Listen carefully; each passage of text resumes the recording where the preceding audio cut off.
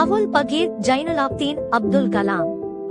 அவர் பிறந்தது 1931 அக்டோபர் 15, ராமேஸ்வரம், தமிழ்நாடு.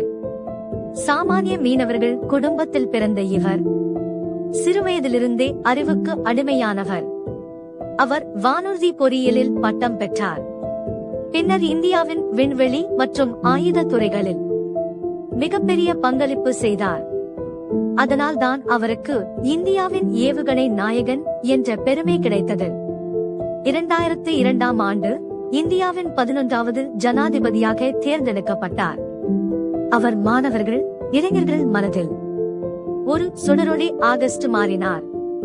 கனவு காணுங்கள், கடுமையாக உழையுங்கள், உங்கள் கனவை நிஜமாக்குங்கள் என்பதே அவரது வாழ்வியல் தத்துவம். அவர் ஜூலை 2015 27 அன்று மாணவர்களுக்கு உரை நிகழ்த்திக் கொண்டிருக்கும் போதே உலகத்தை விட்டு நீங்கினார். ஆனால் இன்று வரை அவர் எண்ணங்கள் உயிரோடு வாழ்கின்றன.